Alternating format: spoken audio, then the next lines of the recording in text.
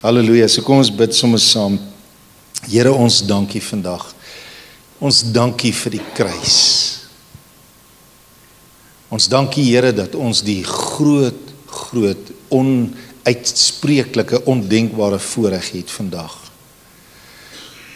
Om die kruis te vier. En Here, ons dankie dat dit 'n leefstyl is, dat ons nie net hoef te wag tot Paasnaweek om die kruis te vier nie, maar tog wil ons vandag dankie sê vir hierdie groot gebeurtenis van die lam wat geslag is.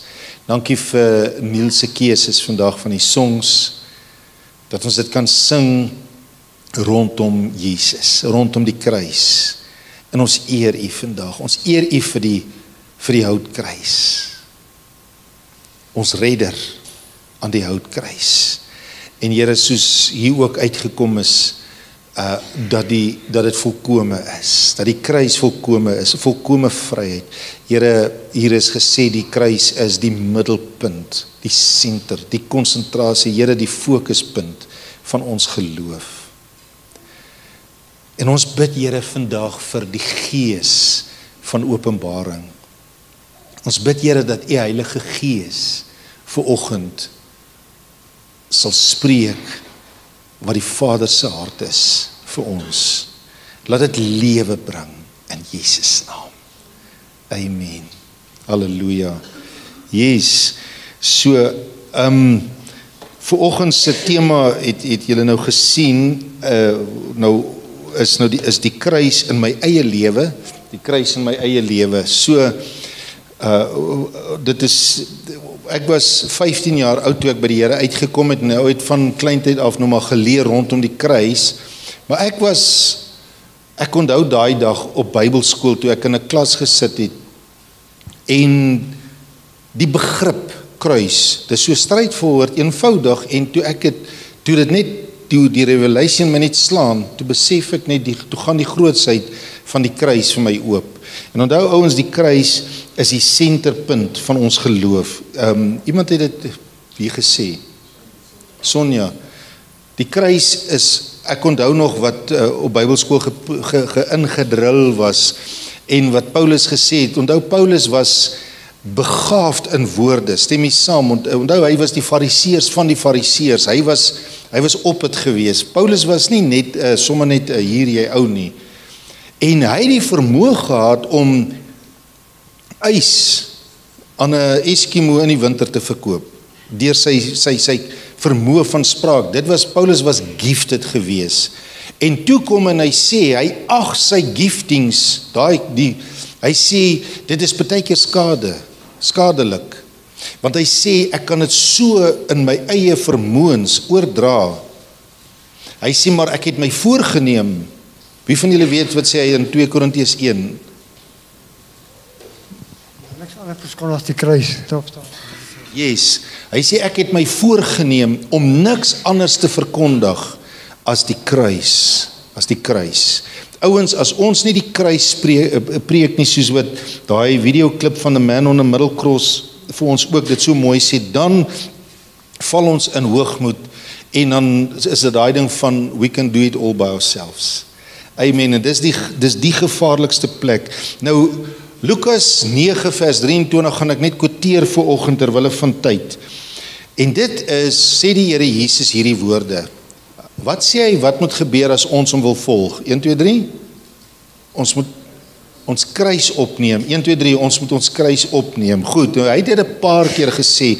Hy het dit vir verskillende ouens gesê, en toe kom daar hierdie gruesome skrif wat Jesus maak, en hy sê, jy moet, in Lukas 9 vers 23 sê hy, jy moet daagliks jou kruis opneem.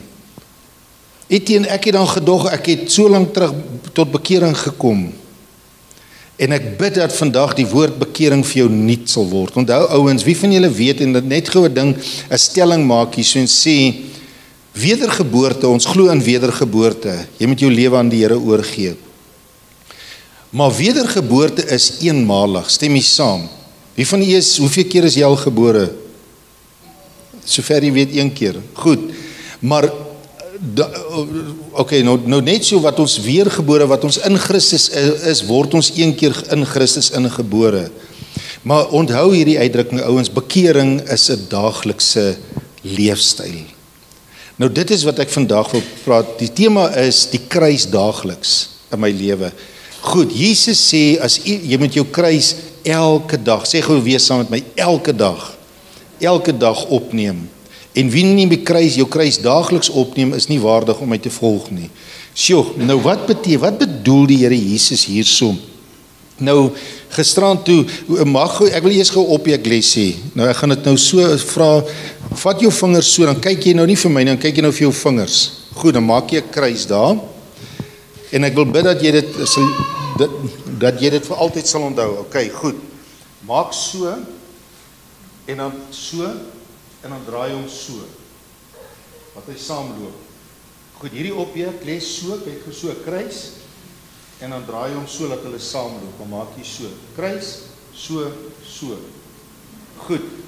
Wat beteken, onthou ouens, wat ek wil sê is, die kruis beteken straightforward waar my wil en God se wil kruis.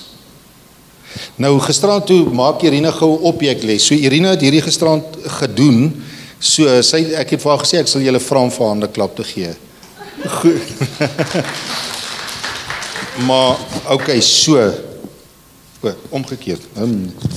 Okay. Jo, ek is self verras. Sien julle die kruis? Goed, sien julle my se wil? Ek sê, goed, my wil en God se wil, kruis hierso, stem jy saam? So my wil is anders as God se wil. Wat het Jesus net voor die kruis in die tuin van Getsemane gebid? 1, 2, 3? Oh, so mooi, julle drup van die Openbaring. Nogtans nie my wil nie, maar u wil.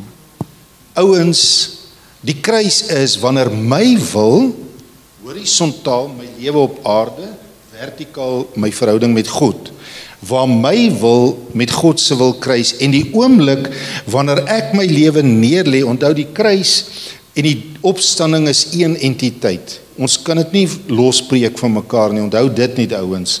Ons kan nie net die kruis preek en nie die opstanding nie.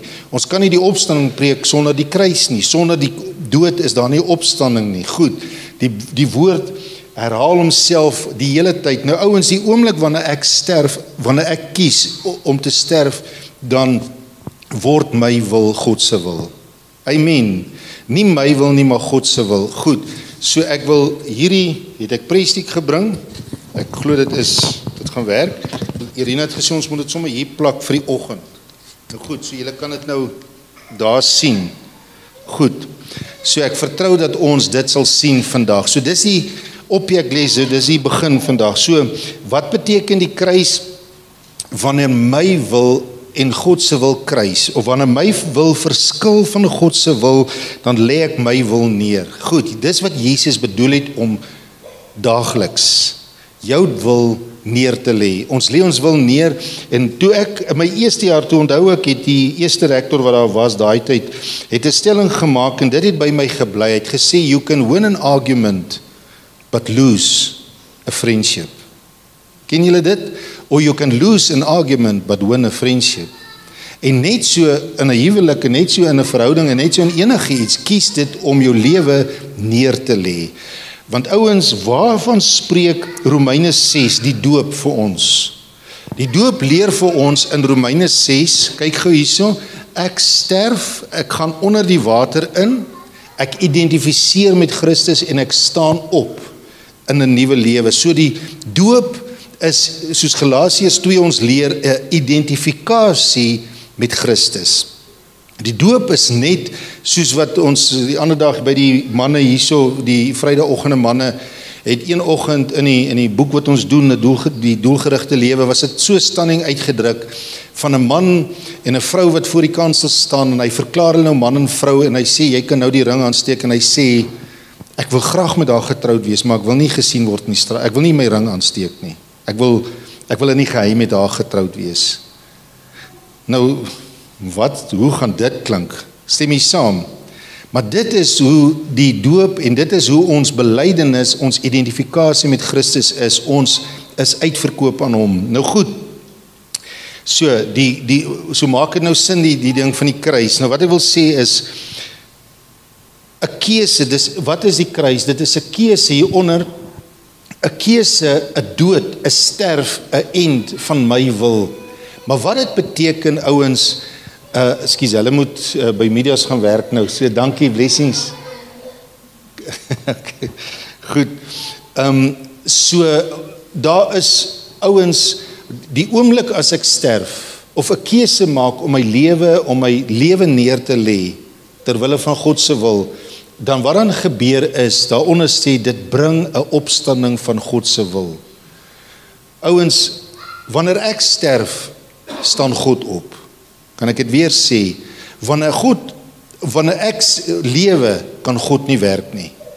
Goed, so dit is die groot ding van die kruis. Nou daar's 'n skrif, wat ek nie nou gaan lees nie, wat ek al tot vervelings toe al vasgelê het en vanoggend weer wil.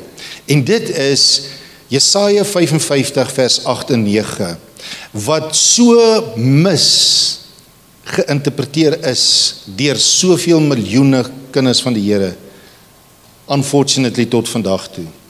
En dit is waar die Here sê, my wil is nie julle wil nie, en my wee is nie julle wee nie, en my wee is hoër as julle sin, en my wil is hoër as julle sin.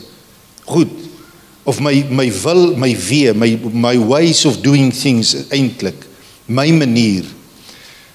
En so het die mense nou maar 'n ding gesê, al wat hulle sê is Gods water oor Gods akker. Onthou ouens, ons wil is nie, God se wil is nie ons wil nie. God se wee is hoër as ons wee, so ons moet dit nou maar net aanvaar. Dis nie wat daar staan nie. Stem jy saam? Wie van julle weet al, het ek al 100 keer oor gepreek, as ons die konteks lees, is dit eintlik 'n aanklag. Dis nie 'n stelling wat God maak nie, dis 'n vermaaning. Hy sê, ouens, op hierdie stadium is julle nie waar ek julle wil hê nie. Soos die hemel hoër is soos die aarde, so kom die reën uit die hemel, dit bevrug die aarde en dit maak dat die aarde voortbring dit wat uit die hemel is. Dit is my wil. My wil julle wil word. Ek wil hê my denke moet julle wil word. Maak dit sin? Goed. So dis nie 'n stelling nie, ouens, dis 'n aanklag teen mense. En dit is God, dis verkeerd om te kan sê God se wil is nie my wil nie. Kry ons nou die ding, wat ons sê is God wil ons by 'n plek hê dat ons saam met hom dink. Nou goed. So wat ek wil sê daarin is, my wil of my denke, my maniere is nie julle sin nie. Dis wat God sien. Nou ouens, as God sê my manier, my wil van doen is anders as jou, kan ons mos nie sê dit is aanvaarbaar nie. Ons moet sê, hey ouens, ons moet verander in dit. So, onthou daai woordjie verander, en daarom sê daai skrif in die volgende verse na Jesaja 55 vers 8 en 9 sê, bekeer jou om soos myne te word. Nou ouens, in my handskrif kan ek net vir julle sê, julle kan my notas kom lees. Irina het daar gelees, bekeer om soos olywe te word. Toe sê ek, daar staan myne. Goed, so maar dis nou my handskrif. Goed, okay, so hy sê, daarom bekeer julle, omdat julle gedagtes dat my hoor wee julle wee word, en julle verander word. Nou ons, vir wie is dit die eerste keer? Ek hoop nie is die eerste keer wat jy dit hoor nie, want moet jy daai ander 300 dienste ook by glo, maar in elk geval, so om dit nou te verstaan, kom ons kyk gou na die woordjie bekering. Nou ouens, hierdie is 'n woord wat unfortunately in die moderne samelewing anders, totally anders neergelê is en geïndoktrineer is in mense se lewens as wat die kultuur van die woord ons eintlik leer. Wie van julle weet, wat is die Griekse woordjie vir bekering? Onthou, op Bybelskool is dit een van die eerste Griekse woorde wat jy leer, want jy wil mense laat bekeer, so jy leer wat is Grieks, bekeer in Grieks. Yes, metanoia, so well done, Neil, yes, okay, Goed, sê gou saam met my metanoia. Nou metanoia, daar het hy daar, so kom as ek bid dat dit vandag vir jou oop sal gaan. Bekering, Jesus se eerste woorde voor hy begin preek het, toe Jesus begin preek het hy wat gesê? 1, 2, 3, bekeer julle, want die koninkryk het naby gekom. Toe Johannes die doper begin preek het, wat het hy gesê? Bekeer julle. So bekering, sê saam met my, bekeer. Goed, en dis 'n daaglikse proses. Goed. Nou oké, wat is die woordjie metanoia? Wat beteken bekering? Het jy hom daarso? Goed. Metanoia. Goed, die woordjie meta, daar wat hy staan is meta, of die woordjie bekeer is metanoia wat uit 2 woorde saamgestel is. So hy's in 1 woord gevorm metanoia, maar hy kom van 2 woorde in die oorspronklike teks af. Meta in die Bybel beteken saam, of mee, of ineengeweef. Goed, ineen. Nou, in Openbaring is daar onder andere Openbaring 4 vers 1 sê die Here, kom saam met my dat ek jou toon wat gou sal gebeur. Nou daai woordjie gou is nie die beste Afrikaanse vertaling wat daar is nie, want die woordjie gou is die Griekse woordjie meta, wat beteken eintlik wat nou gebeur. Wat beteken as jy enige blaai vat en jy het 'n blaai, dis aan die een kant, maar die meta is aan die ander kant. So die woordjie toe die Here vir Johannes gesê het, kom op hierheen dat ek vir jou toon wat gou moet gebeur, beteken nie wat gou moet gebeur nie, dit beteken letterlik wat ineen gebeur. Hierdie kant van die bladsy is dit so, maar aan die ander kant van die bladsy is dit so. Wat beteken, terwyl jy op die aarde is, sien hy dinge, maar hy sê, hy wys ons in die hemel, dat terwyl ons op die aarde is, aan die ander kant, die meta, sê saam met my meta in Grieks, so lyk dit in die hemel, terwyl jy op die aarde dit doen, so lyk dit in die hemel. So dis waaroor die boek Openbaring gaan. Goed, so dis daai woordjie meta. So meta beteken 1, 2, 3 saam of in een. So dis die woordjie meta. Nou die woordjie noia in die Grieks kom van die Griekse woord ginosko af. Nou hoor julle dadelik, wie van julle het al gehoor van gnostisisme? Goed. OK, dit kom van wie van julle weet wat is die Engelse woord vir ken of vir kennis? Knowledge. Die woordjie knowledge kom van gnosko af, wat beteken nou, I know it. Sê saam met my nou, I know. Goed, ek ken dit, ek weet dit. Goed, so die woordjie ken beteken, kom van die Griekse woord ginosko af, wat beteken nou of kennis. Dis waar hy genau, dis waar hy nou woord, dis waar die Engelse derived, is dit die woord, die afleiding van die woord I know it. Goed, dis waarvan dit kom. So wat ek hierdeur sê is, metanoia beteken om saam met God te dink. To know with God. So dis die woordjie bekering, en dit beteken verander jou denke.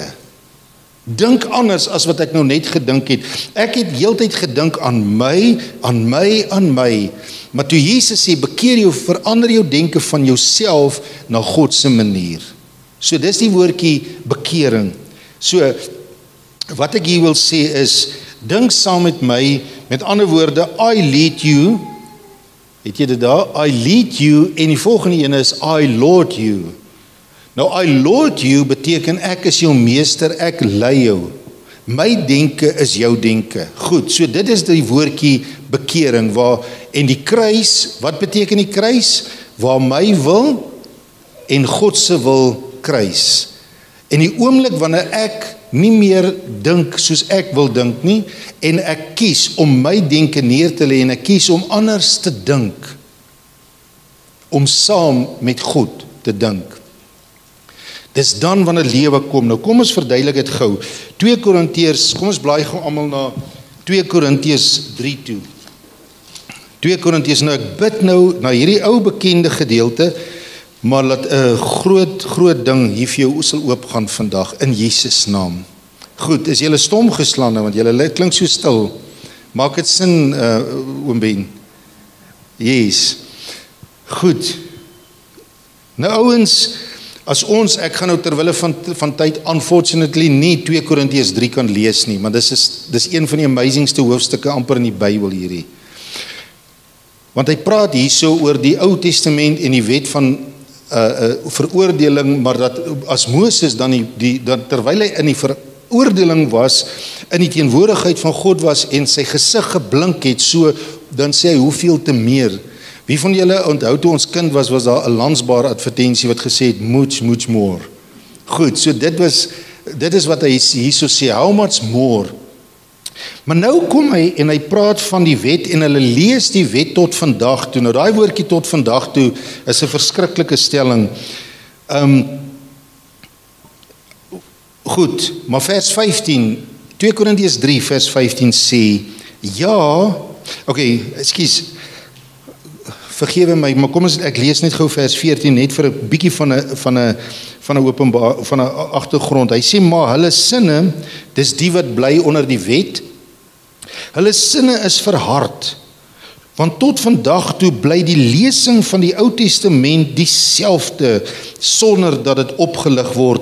Die bedekking of die eintlike woord daarvoor is die sluier, 'n sluier wat in Christus vernietig word. En ek bid dat julle so bietjie 'n glimp sal kry. Nou verstaan julle so bietjie wat God bedoel het toe hy die voorhangsel geskeur het, die sluier geskeur is. Goed, in Christus, sê gou saam met my, in Christus is die sluier weggeneem. Goed, nou wat doen 'n sluier is 'n gordyn. Nou wat doen 'n gordyn? Dit hang voor jou oë, maak so. Koei. En dan sien julle moeilik. En stukkie vir stukkie word sluiers weggeneem. Nou hoor nou wat hy sê hierso. Ja, tot vandag toe vers 15. Nou hierdie is amazing. Wanneer Moses gelees word, nou dit is nou nie Moses nie, dit is die wet. Goed, moets en moenies. Wanneer Moses gelees word, lê daar 'n bedekking oor hulle hart. Hoe meer mense in die wet bly, hoe meer is die sluiers, kan hulle nie die heerlikheid van Christus, hoe meer promoveer hulle op Facebook, jy moet die Sabbat hou, jy moet dit doen, jy moet al daai wette. Hoe meer wette, hoor nou ouens, mag dit vir jou tot openbaring kom vandag, hoe meer wette, hoe meer sluiers. Wow, sê gou saam met my, wow. Al wonder jy, wat bedoel ek nou, waaroor nou? Hoe meer wette, hoe meer sluiers in ons lewens. Amen. Goed. Yes. Daai ou is nou in die gees gewees, want hy het vir ons nou kom sê amen. Goed. Yes, hy is bly. Maar nou vers 16, hoor nou hierdie, hy onthou hy sê hierso tot vandag toe. Hoekom tot, wat beteken die begrip tot vandag toe? Ek het daarby geskryf, die beginsel werk steeds. Dit beteken tot vandag toe loop hierdie beginsel deur. Dis nie iets wat daai tyd was nie. Dis tot vandag toe gebeur hierdie beginsel. Nou hier sê ek wil vandag, ek bid vir 'n beginsel wat geopenbaar word in jou hart vandag. En dit is, wanneer hulle tot die Here, sê saam met my, bekeer. Wat beteken bekering? Metanoia, dink saam met God. 1, 2, 3, dink saam met God. Wanneer iemand saam met God begin dink, hy sê die oomblik wanneer hulle bekeer, word die bedekking weggeneem. Ja, ouens, wat dit beteken is, elke keer, tot vandag toe, wat beteken, hy wat sy kruis daagliks opneem, yes, dis amazing, begin die pennie te drop, elke keer, daagliks, as jy jou bekeer van iets, word daar 'n sluier weggeneem en gaan lig vir jou oop. Ouens, daar's 'n definisie wat ek in die begin moes vasgelê het, nou lê ek dit sommer nou vas. Wat is die definisie van misleiding? Alles wat ek nie sien soos wat God dit sien nie. En as ek dit besef, dan besef ek misleidings is in baie vorme. Jy kry klein misleidingkies, groter en groter misleidings. Stem jy saam? Alles is sluiers. Bietjie klein sluiers, al hoe groter die sluiers, laag op laag.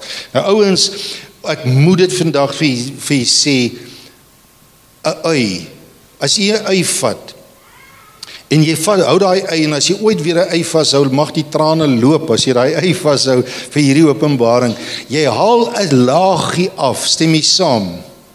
En dan net mooi as jy hierdie laagie afgehaal het, en gedeel het met misleiding in jou lewe. Dan sien jy maar, hier's nog 'n laagie. En dan deel jy in jou lewe, dan bekeer jy, dan verander jy jou denke, dan begin jy saam met God te dink, en net as jy klaar is, dan kom jy agter, hier's nog 'n laagie.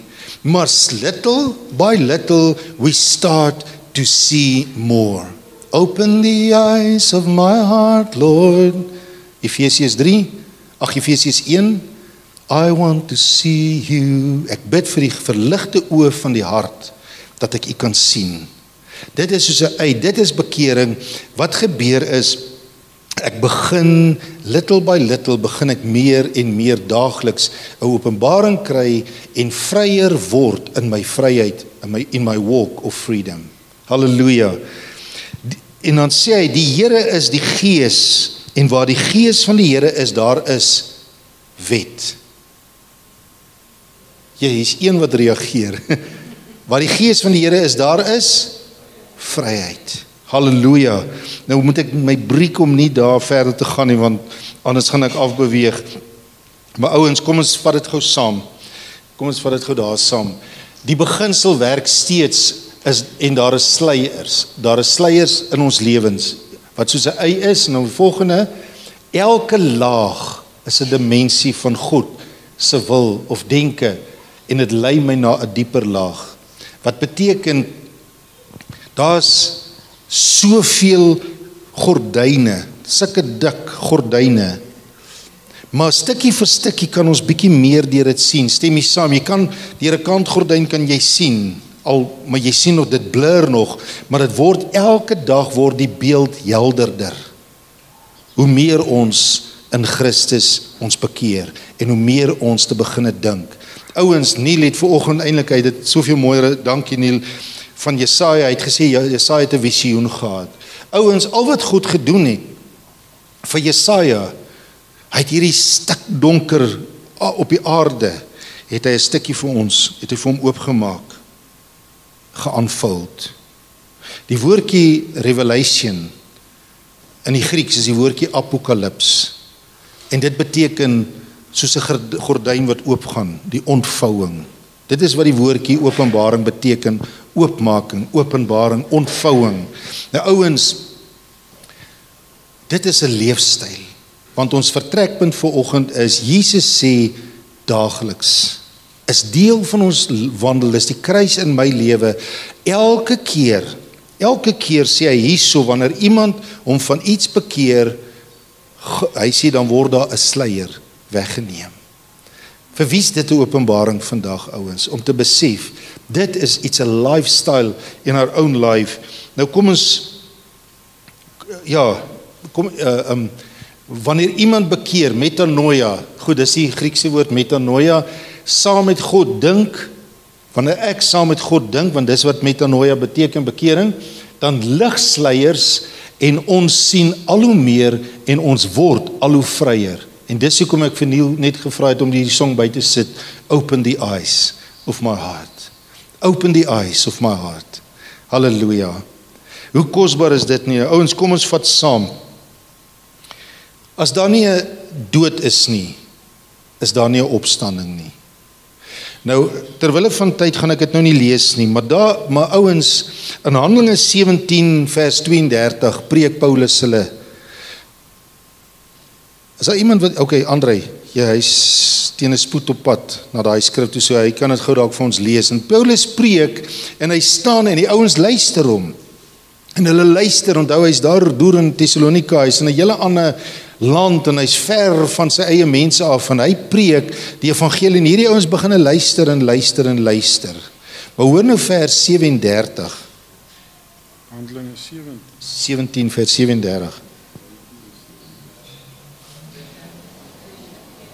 Ag, 32, skus. Sorry, dankie.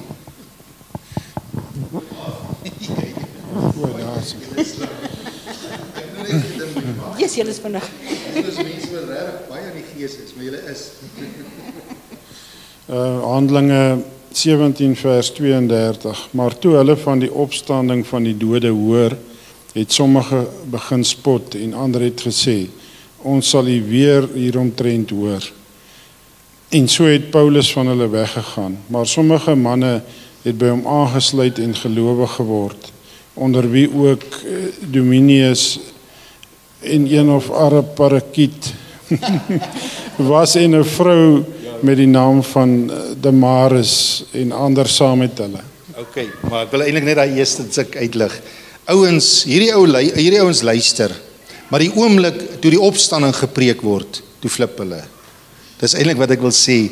Ouens, die kruis is een ding, maar die opstanding is dit waar die duiwel die bangste voor is. As ons 1 Korintiërs 15 onthou ons lees, en ek sê altyd 1 Korintiërs 15 is die opstandingshoofstuk. En ons het begin om te sê dis een entiteit. Ons kan nie, ons het nou ook, dis Vrydagoggend, so ons gaan nie, het nie Sondagdiens nie. So die volgende halfuur gaan ek nou bedien oor die opstanding. Grappie. So dan hoop ek nie julle staan op en nog gaan nie, maar ouens, die opstanding is die essens van die kruis. Dan moet 'n dood plaasvind vir die opstanding en dan moet, maar Paulus sê as die opstanding nie daar was nie, is ons die ellendigste van alle mense. Hoekom sê Paulus dit in 1 Korintiërs 15?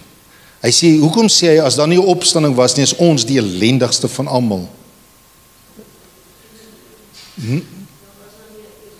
Dan is daar nie evangelie nie. Dan is dit waarvoor ons suffer baie keer, dit waarvoor ons vervolg word verniet. Want as ons dood gaan ons dood. Dan kan ons ook maar net te kere gaan en, soos die ou mense gesê het, hoer en remoer en aangaan en net asof daar nie 'n opstanding is nie. Of 'n lewe na die dood is nie. Maar daar's 'n lewe na die dood en ons kastei ons liggame soos die skrif sê, maar ouens, die opstanding is die essens van die kruis. Nou hoekom sê ons dit vanoggend? As my wil of my maniere sterf, dan staan sy wil en sy maniere op. So vir God om te sê, my gedagtes is nie julle gedagtes nie, beteken julle, nie julle nie, die mens, is te veel vol van hulle self. Hulle het nog nie neergelê dat God se manier kan leef nie. Elke dag, wanneer ek anders dink, my gedagtes metanoia neerlê om saam met God te dink, dan werk die opstandingslewe in my. En die skrif sê in Romeine 8, hy sê, if the same spirit that raised Christ from the dead lives in me, he will quicken my mortal bodies. En daai mortal body beteken eintlik nie dat ek dit verwys nie na my sterf en opstanding, die lewe na die dood nie. Dit beteken dat hierdie liggaam sal reageer om te leef, want die konteks daarvan af, hy sê gebruik jou mortal body dan om God te loof en vir God aan te wend. Wat beteken die opstandingskrag leef binne in ons.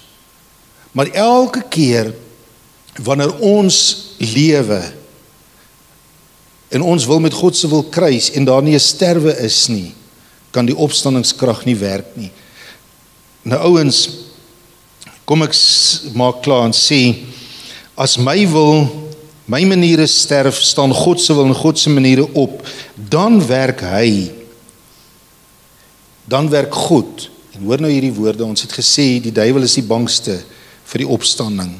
Hy vrees die opstanding. Ouens, die duiwel wil jou lewendig hou. Hy wil jou laat geld. Hoekom wil hy jou laat geld? Want as hy jou laat geld, as hy jou lewendig hou, en jy nie kan sterf nie, dan kan die opstandingslewe van God nie werk nie. En dit is, in my eie lewe het ek dit gesien, in mense se lewens het ek dit gesien, in die woord leer ons dit by herhaling, en dit is die ergste. Ouens, ek wil nou nie uit die onderwêreld preek nie, maar ek het nie 1 of 2 of hoeveel keer dit nou al gesien in mense se lewens, wat in die okkulte te doen gehad het, en die oomblik, as jy voor hulle 'n kruis hou, dan wil hulle of mal word, of uithardloop, want hulle vrees die kruis. Maar Hoekom vrees die duiwels die kruis? Want hulle weet, as daar 'n dood is daar 'n opstanding. En wie staan op? Christ is risen in me. Galasiërs 2 vers 20 sê, it's no longer I that live, but Christ that lives in me. En die oomblik as God opstaan, dan sit soos daai 7 seuns van Skefa, hy het gesê, vir Paulus weet ons, en vir Christus ken ons, maar wie is julle? As ons nie sterf nie, vra die vyand, ag, wie is jy? Maar as ons sterf in ons huwelike, in ons lewens, in ons menswees, in ons keuses wat ons maak, daagliks, onthou die woorde wat Jesus gesê het, hy wat nie sy kruis opneem, is my nie waardig nie. Daagliks 'n lifestyle, onthou ons sê altyd hierdie woorde, ons glo in 2 vorme van oorlogvoering, geestelike oorlogvoering wat beteken, ons bid en ons bestraf duiwels en demone en alles, maar dan glo ons in lifestyle warfare. En lifestyle warfare is 'n keuse. Dis wanneer ons nou, soos die uitdrukking sê, van die berg van verheerliking af terugkom, of van ons binnekamer, ek onthou altyd op Bybelskool, toe dan hierdie uitdrukking gehad van die man wat so geestelik was, en hy kom uit die kamer, want hy het nou net 'n ontmoeting met die Here gehad, en dan gaan sit hy daar op die kapstok, en sy vrou vra vir hom, my man, wil jy bietjie tee, en dan sê ek soek nie aardse dinge nie. Maar ouens, dit beteken om uit die kamer uit te kom, waar jy met God ontmoet het, maar wanneer dinge nou skielik anders is, om daar keuses te maak. En dit is lifestyle warfare, en dit is waar die kruis kom, is sodat my wil sterf, en God se wil leef. Amen. Nou kom ons sluit af. Hoe groter die prys, ek dink nie ek wil net sê, kom ek lees weer, of weet jy dit, die duiwel wil jou lewendig hou, byvoorbeeld in 'n argument, dat die opstanding nie kan werk nie. As daar nie 'n dood of 'n kruis is nie, kan daar nie 'n opstanding wees nie. Dan wil ek net voor ons klaarmaak sê, hoe groter die prys is om te sterf, hoe groter is die krag van die opstanding. Hoe groter die prys, hoe groter die keuse is wat jy moet maak om te vergewe, om dit of dat te doen en saam met God te doen, te leef. Onthou ouens, die beginsel lê in vir ons, die voorbeeld lê in vir ons van Jesus.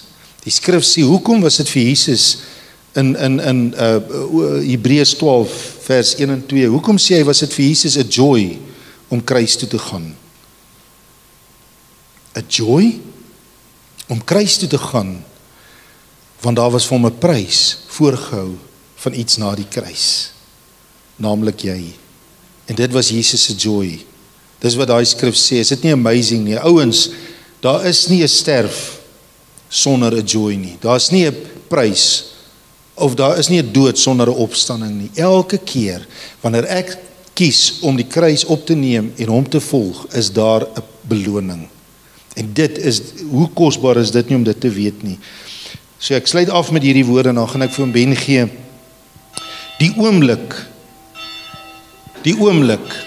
elke oomblik, elke dag, as ek my kruis opneem en my bekeer, om saam met God te dink, val sluiers en ek word vryer.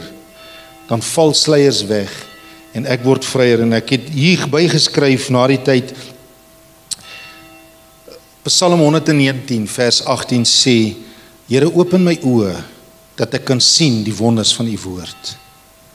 Nou ouens, as ek nou uit die huis uit kan praat, u weet ek moet baie Bybel lees, want ek moet baie preek. So, ek grap nou net.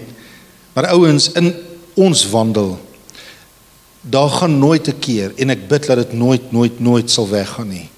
'n keer verby wat ek nie die Bybel lees, en eers binne myself bid en sê, Here, open my oë.